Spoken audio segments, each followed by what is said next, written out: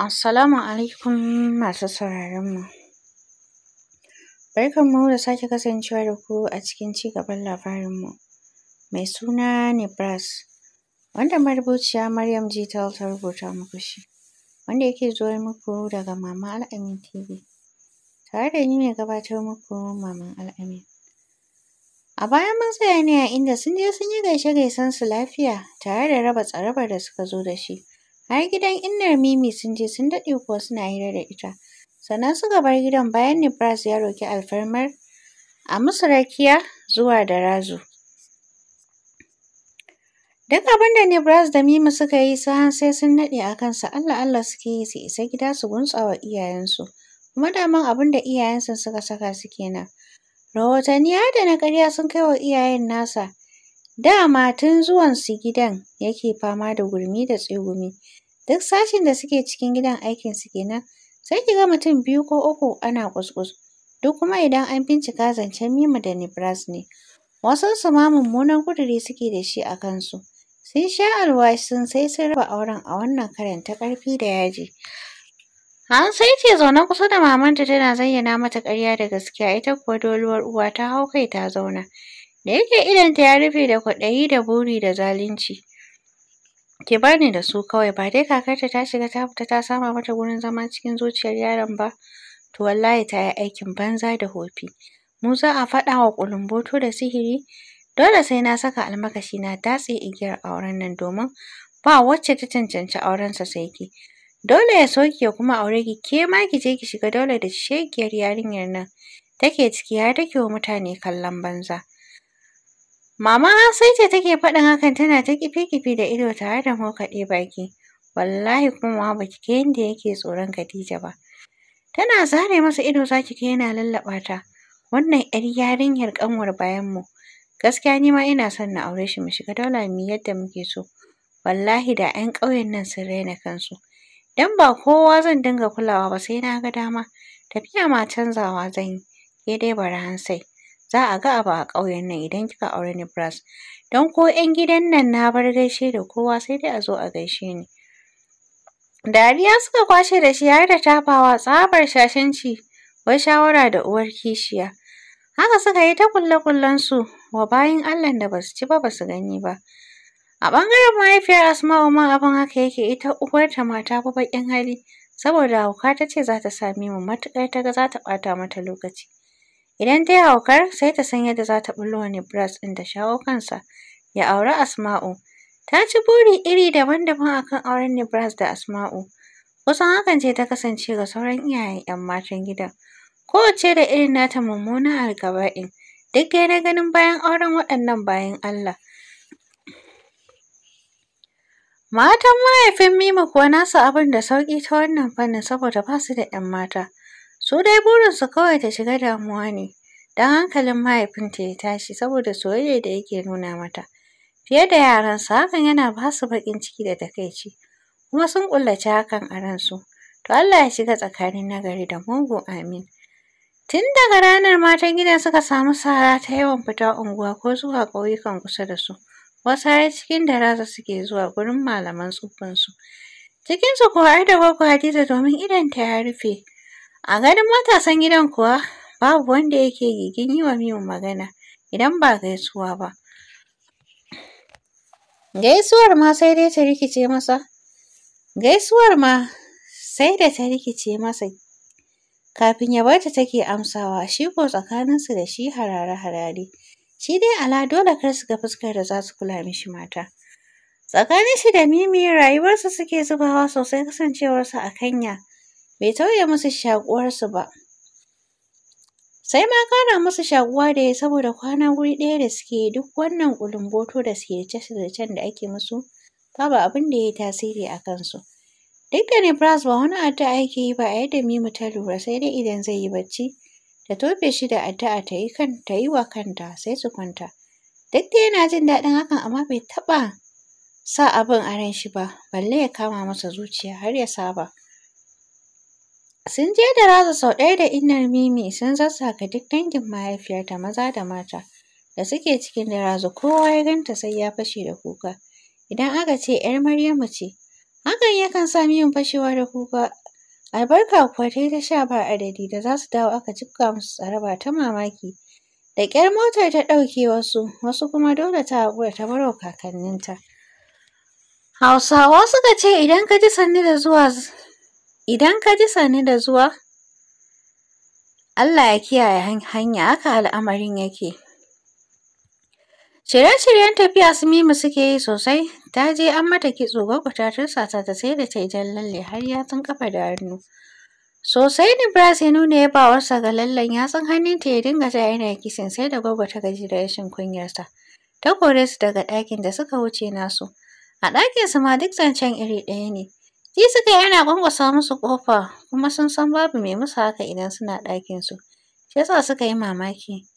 Waye ne? Nibras ya faɗa murya sama-sama. Mujahid ne, wai ka zo in ji Gwaggo Ali. Je ka ce ina zuwa. To, yaro ya ce tare da juyawa, fuskarsa ya haɗe tare da jan tsaki ya ce, ni dai ban son matsala wallahi. Mimu da take kwance a gefensa ta kalle shi ta ce, wane irin matsala kuma daga kira? Ka tashi ka je kawai ya Nibras. To da ke nayi magana ta? Ko shishigi? Ko ma menene ka faɗa, ni dai ka tashi ka tafi. Ke dai wallahi har yanzu yarinya ce, ba komai kike ganewa ba. Shi yasa ba kya fahimta ta. Juya masa ido ta farfara su ta ce, yarinya sosai ma kuwa ɗanya shakaf. Ka ji min yaro fa. Fusgo ta yi jikin shi ya ce, ke? Wa kike ce ma yaro? Ya haƙuri ya Nibras. Suɓutar baki ne. Na ƙi haƙurin. Sai kin faɗa min waye yaro. Shagwaɓe fuska dai ta ce, ai yaya Nibras na tuba fa. Yarinya za mu haɗu. Za ki faɗa min waye yaro. Nan gaba sai ki san irin ajin da za ki ajiye ni a yaron ko? Ya ƙarasa magana yana ɗaga mata gira. Ni dai ka je ka ji kiran da ake maka, ba ruwana. To taso ki raka ni kin ji? Gaskiya ni dai ka je ka dawo kawai. Na gaji da yawa ba zan iya fita ba. To yi kwanciyarki, ni ma ba zan so ki sake wani gajiyar ba sai na dawo. Kiss ya bata a goshi sannan ya fita. Da salama ya shiga ɗakin Gwaggo Hadiza. Ya nemi guri ya zauna. Ga ni ranki ya daɗe. Wannan kira haka cikin dare? Allah ya sa lafiya. Washe baki ta yi cike da murna ta ce, lafiya lau mai gidan na kaina. Baka ji Hausawa sun ce in ka ji kira ba ta samu? Yana murmushi ya ce haka ne. Da na ɗauka kishi ne ya motsa. Wane ni kishi da amarya? Lokacinta ne ta yi abin da ta so. Kai madalla da uwar gidata, to yanzu me ya samu ne? Na bar amaryar taki ita kaɗai ba abokin hira. Kwafa Gwaggo ta yi cikin zuciyarta tana cewa za ku ci ubanku dukkaninku daga kai har shegiyar matar taka. Matuƙar ka sha nonon nan wallahi har abada ba za ka sake tuno Khadija ba, balle wata igiyar aurenku. Sai kun zama abokan gaban juna, idan ya so ku mutu. A fili kuma sai ta yi murmushi ta ce, dama nono ne ɗazun da yamman nan bafulatanar da take kawo mana nono ta kawo, shi ne na siya muku kai da amaryar taka. Na ga kuna shirin mana ban kwana idan kun tafi. Ko ba ku tuno ni da komai ba, ku tuno ni da nonon da na taɓa tanadar muku a zuwanku. Allah ya sa na yi gwaninta. Har cikin ranshi ya ji daɗin wannan karramawar da ya samu daga gurin kakarsa, musamman da tanadin nata ya kasance nono. Yana matuƙar ƙaunar nono, ya san ko Little ɗinsa sai ta yi farin ciki da nonon fiye da shi. Cike da farin ciki ya ce, godiya nake uwargidata ta ƙarfen. Allah ya saka da alheri, kin kyauta, kuma angonki ya yaba. Murmushin mugunta Gwaggo ta yi duk da shi Nibras bai fahimta ba, sannan ta ce, to bari na baka sai ka tafi kar amaryar tawa ta gaji da jira. Tana gama faɗin hakan ta miƙe ta ɗauko kwanon sha mai tabarma. Ta dawo ta miƙa masa tana cewa to gashi maza a yi azama ka tafi. Sai da safe, ni ma bacci nake ji sosai. Miƙewa ya karɓa yana ƙara godiya sannan ya mata sai da safe ya fita daga ɗakin. Cike da zumuɗin son kai wa Mima nonon. Har ya kusa isa ɗakinsu sai ya ji ƙafarsa ta bugi abu. Tafiya ya zai faɗi cikin tsautsayi sai kwanon cin hannunsa ya silmiyo daga hannun shi ya sauka ƙasa. Cikin zafin nama irin na maza Nibras ya daidaita tsayuwarsa.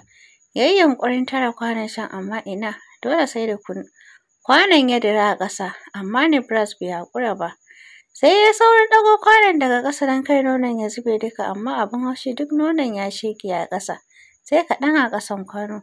Cike da haushi ya tsaya kallon cikin kwanon shan, sannan ya ja dogon tsaki. Ya ƙarasa ɗakinsu da sauran nonon a hannun shi. Ciki-ciki ya yi sallama kamar wani ne ya ture masa nono sannan ya aje kwanon a gefen katifarsa ya maida hankalin shi kan Mimu don tun amsa sallamarsa da ta yi, take bin sa da kallo, ganin ya haɗe fuska. Baby na, na'am baby na, murmushin da ba shiri ya ce yau kuma ni ne babynki. Matsowa ta kusa da shi ta ɗaura kanta a kan cinyarsa ta zuba masa idanunta da ta saba birkita shi da su ta ce ka daɗe ai baby a gurina. Ka daɗe a baby ai a gurina tun lokacin da sai kuma ta shiru tana murmushi. Tun lokacin da me? Na fasa faɗa ka je da shi a matsayin assignment da na baka. Idan ka canka shi kenan. Idan ba ka canka ba sai na faɗa maka da kaina. Da ki ƙarasa mana in kin isa. Menene a cikin ƙarasawar? To dama so nake na ce tun lokacin da kai ma ka fara kira na baby. Shi kenan? Da magana ne? Na mata wayo ta faɗa min. Yarinya kawai. Murmushi ta masa duk da ta san ba gaskiya ta faɗa masa ba. Min fuskarsa take da kallo tana jin son shi na ruruwa cikin zuciyarta. Ba ta san iya adadin soyayyar da take wa Nibras ɗinta ba. Tana son shi a ɗan uwa domin ta wannan ɓangaren ma ya taka rawar gani cikin rayuwarta. Tana son shi a matsayin yayanta mai ba ta kariya da kyautata mata fiye da yadda take buƙata daga gare shi. A matsayin shi na yayanta, tana son shi, tana ƙaunar shi kuma ta aminta da shi a matsayin miji kuma abokin rayuwarta. Shi ne farin cikinta da duk wani jin daɗin rayuwarta. Ba ta fata ko daidai da wuni guda ta yi ba tare da yayanta kuma mijinta ba. Har abada ba za ta taɓa iya jure rayuwar da ba Nibras ba. Amma cikin kwanakin nan musamman jiya da yau tana yawan jin faɗuwar gaba idan ta kalle shi. Zuciyarta kuma tana faɗa mata za ta rasa shi. Wannan yanayin da shi ta wuni a jikinta har gwaggo take ta mata tsiya ganin komai take yi a gajiye cike da lalaci. Don ita har yanzu ta ɗauka ciki ne da ita. Ƙyale ta tai har ta gaji ta rabu da ita. Tuno abin da take ji ne ya sa ta ja hawaye yana ƙoƙarin zubo mata.